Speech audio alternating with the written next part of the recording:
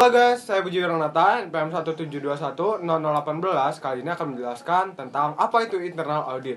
Dan video ini merupakan salah satu syarat untuk mengikuti ujian akhir semester di mata kuliah Auditing 2. Selamat belajar.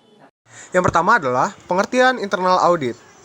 Internal audit adalah proses pemeriksaan oleh bagian internal perusahaan terhadap laporan keuangan dan catatan keuangan perusahaan maupun ketaatan terhadap kebijakan manajemen perusahaan. Yang selanjutnya adalah perbedaan audit internal dan audit eksternal. Audit internal, yang pertama, dilaksanakan oleh auditor internal.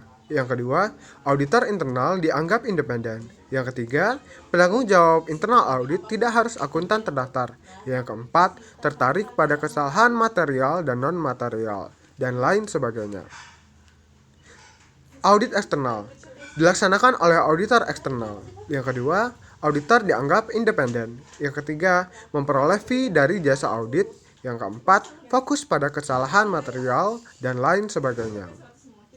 Nah, itu dia perbedaan internal audit dan external audit. Lalu, bagaimana cara memiliki internal audit departemen efektif? Berikut penjelasannya. Lalu, bagaimana memiliki audit internal departemen efektif? 1.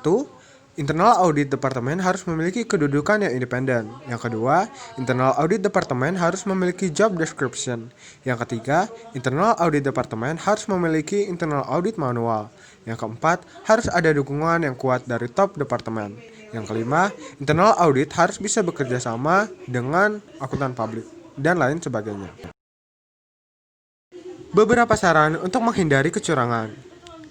Yang pertama, tingkatkan pengendalian internal dalam perusahaan. Yang kedua, lakukan seleksi pegawai secara ketat dan hindari kontabalan. Yang ketiga, tingkatkan keandalan internal audit departemen. Kesimpulan,